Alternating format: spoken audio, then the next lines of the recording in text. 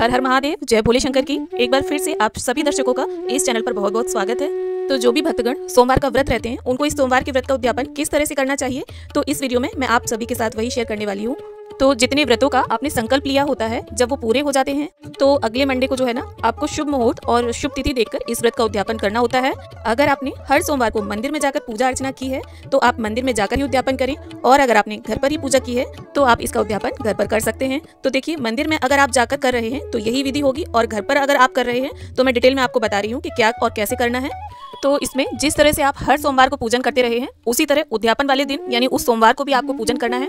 और सोमवार के व्रत के उद्यापन में जो है ना, आपको बिना खाए पिए ही पूजा करनी है यदि संभव हो तो। यदि आप बिना कुछ खाए पिए नहीं रह सकते हैं, जैसे कि कुछ लोगों की आदत होती है कि बिना चाय वगैरह के उन्हें अनईजी सा फील होता है, तब आप चाय पानी इस तरह ये चीजें ले सकते हैं, लेकिन आपको कुछ खाना नहीं है। तो देखिए, हर सोमवार की तरह आप पूजा की व्यवस्था कर लें, और देखिए आसन जरूर बिछाएं, और आसन पर बैठकर ही आप ये पूजन करें, क्योंकि बिना आसन पर बैठे अगर हम कोई भी पूजा करते हैं तो हमें पूजा का फल नहीं मिलता। और देखिए, यहाँ पर मैंने चौकी के ऊपर सफेद वस्त्र बिछा लिया है, शिव जी की स्थापना कर ली है, और कलश स्थापित कर लिया है, उसमें 7 आम के पत्ते लगा लिए हैं कंठ में, और स्वस्तिक बना लिया है, कंठ पे मोली बांध ली है, और पूर्ण पात्र रख लिया है उसके ऊपर। और यहाँ दीप कलश की स्थापना कर रहे हैं हम, और कलश के अंदर जो नॉर्मली चीजें डाली जाती हैं, सिक्का, सुपारी, अक्षत, हल्दी, चंदन, पुष्प, धूप, घास, ये सभी सामग्री आप डाल लें, और फिर दीपक प्रज्वलित कर लें। आप चाहें तो यहाँ श्री कलश की भी स्थापना कर सकते हैं, दीपक की जगह पर आप नारियल रख लें। और इस तरह से एक पात्र लिया है मैंने, आप कांसे का, पीतल का, इस तरह के पात्र लें, या चांदी का अगर है आपके पास तो आप वो ले लें, और नहीं अगर आपके पास तो कोई बात नहीं, आप स्टील का पात्र भी ले सकते हैं। और बेलपत्र के ऊपर शिवलिंग की स्थापना कर लेंगे हम, और हाथ में थोड़े से अक्षत, पुष्प और एक फल या थोड़े पैसे लेकर, आप देखिए जिस तरह से संकल्प लिया जाता है व्रत की शुरुआत के समय, उसी तरह जब उद्यापन करते हैं तो संकल्प छुड़ाना बोलते हैं इसे। ये आपको विधि करनी ही पड़ती है उद्यापन के समय। तो इसमें आप बोलें प्रभु से कि हे प्रभु, मैंने इतने व्रत करने का संकल्प लिया था, वो व्रत आज पूर्ण किए, तो मेरी जो मनोकामना है उसे पूर्ण करो और हमारी पूजा अर्चना स्वीकार करो। और इसके बाद देखिए, शिवलिंग पर आपको 4 बार जल छोड़ना है, जिसका अर्थ है कि हमने प्रभु के हाथ धुलाए, पैर धुलाए, कुल्ला कराया और फिर स्नान कराया। और इसके बाद देखिए, यहाँ पंचामृत से अभिषेक कर रही हूँ मैं। आप जल में, पंचामृत में, सभी वस्तुओं में गंगा जल जरूर डालें, और इसके बाद वापस जल से स्नान कराएंगे हम। आप चाहें तो पंचामृत यानी 5 चीजों से अलग अलग अभिषेक भी कर सकते हैं। और इसके बाद देखिए, ये कच्चा दूध, थोड़ा सा जल और उसमें गंगा जल, इसके बाद ये अभिषेक करेंगे हम। एक धार लगाकर आपको ये अभिषेक करना है। और अभिषेक करते समय आप मन में नमः शिवाय का जप जरूर करते रहें, और अपने मन में माता पार्वती का, गणपति जी, कार्तिकेय जी, नंदी महाराज और गंगा मैया का ध्यान स्मरण करते रहें। और ये जो अभिषेक वाला बेलपत्र है उसे आप अपने और अपने परिवार के सभी सदस्यों के नेत्रों से जरूर लगाएं, क्योंकि आंखों की ज्योति बढ़ाने के लिए ये एक बहुत ही अच्छा उपाय माना गया है। और ये जो अभिषेक का जल होगा, इसे आप पूरे घर में छिड़क दें, और तुलसी जी के पौधे को छोड़कर आप किसी भी पौधे में डाल दें, बकाया जो बचे। तो देखिए, उद्यापन का जो मतलब होता है वो ये होता है कि हमने अपने व्रत का संकल्प पूरा कर लिया है। और जो संकल्प वाले व्रत होते हैं, जो किसी मनोकामना के साथ किए जाते हैं और उनकी संख्या निर्धारित करके व्रत हम रहते हैं, उनका उद्यापन करना बहुत जरूरी होता है। बिना उद्यापन के उनका पूरा फल नहीं मिलता है। तो देखिए, उद्यापन वाले दिन आपको कम से कम एक ब्राह्मण को भोजन तो जरूर कराना चाहिए, और जो भी आपके पूजनीय हैं, मानदान है, उन्हें भी आपको अपने घर पर बुलाकर भोजन कराना चाहिए। लेकिन अगर आप ज्यादा नहीं कर सकते हैं, क्योंकि आज की लाइफ में सबको ही पता है कि ना तो किसी के पास बुलाने का समय है और ना ही किसी के पास आने का, तब आप कम से कम एक ब्राह्मण को तो भोजन अवश्य कराएं।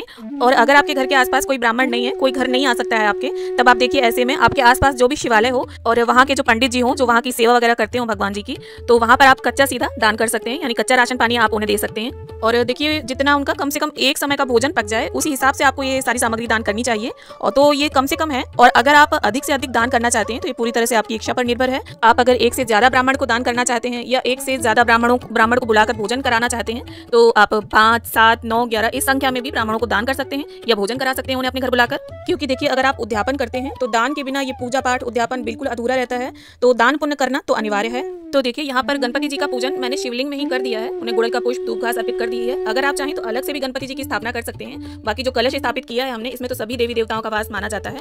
और देखिए, शमी पत्र, अगर एक शमी पत्र आप चढ़ाते हैं तो 1000 बेलपत्र चढ़ाने के बराबर पुण्य फल की प्राप्ति होती है।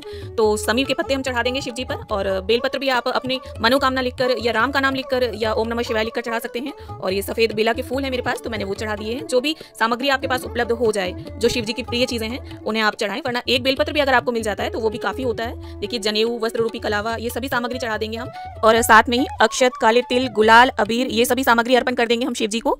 तो देखिए, वैसे सोमवार में, हर सोमवार में आपने कलश की स्थापना की हो या ना की हो, उद्यापन वाले दिन आप कलश स्थापित जरूर कर लें। और देखिए, अभिषेक, श्रृंगार ये सब करने के बाद आप इत्र की सेवा दें भोलेनाथ को। और जैसा कि आप हर सोमवार में कथा पढ़ते आए हैं, तो उद्यापन वाले दिन भी आप सोमवार की व्रत कथा जरूर पढ़ें। और देखिए, अगर आप पुरुष हैं और उद्यापन कर रहे हैं तो अपने संपूर्ण परिवार को इसमें सम्मिलित करें, और अगर स्त्री हैं तो अपने पति के साथ, अपने परिवार के साथ इस पूजन को करें, और अगर कुमारी कन्या इस उद्यापन को कर रही हैं तो अपने माता पिता को इस पूजन में जरूर शामिल करें।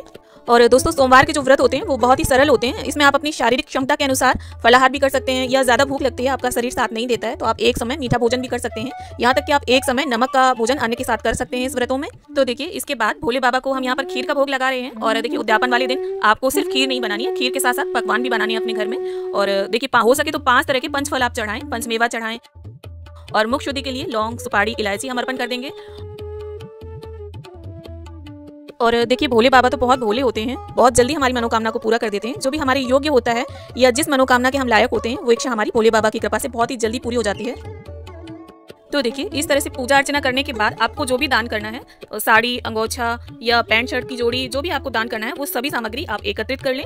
और उसके ऊपर जो भी आपको दान रखना है, जितना आपका सामर्थ्य हो उतना आप पैसे इसमें निकाल कर रख दें। और दक्षिणा आप अपनी आर्थिक स्थिति के अनुसार जरूर निकाल कर रख दें। इससे होता क्या है कि अगर हमारे दान में किसी भी प्रकार की कमी होती है तो दक्षिणा जो है उसकी पूर्ति कर देती है। और इस सारे सामान को आप यहीं चौकी पर रखकर इस तरह से देखिए मिनस लें। मिनसने से ये होगा कि आपने ये सामान दान के लिए निकाल दिया।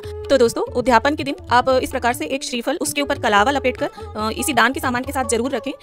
और देखिए, कुछ सुहाग की सामग्री भी आप पार्वती माता के नाम की दान जरूर करें। और मैंने यहाँ पर कांसे के बिच्छुए और कुछ सुहाग की सामग्री ली है। आपका जैसा सामर्थ्य हो आप उस प्रकार से सुहाग की सामग्री निकाल लें। और अगर आप इतना कुछ नहीं निकालना चाहते हैं तो एक रुमाल या ब्लाउज पीस के ऊपर सुहाग की सामग्री आप रख लें, और एक अंगोछा रख लें, और नारियल और दक्षिणा, बस इतना भी किसी भी ब्राह्मण या अपने मानदान को देकर उद्यापन कर सकते हैं। तो दोस्तों, सोमवार के जो व्रत होते हैं वो बहुत ही सरल और अच्छे होते हैं। इन्हें मैंने खुद भी कई बार किया है और वाकई सच मानिए आप, मेरी कई बार मनोकामना पूर्ण हुई है इन व्रतों से। उद्यापन से रिलेटेड अगर कोई भी प्रश्न हो तो आप मुझे कमेंट करें, वीडियो को लाइक करें, शेयर करें और चैनल को सब्सक्राइब कर लें।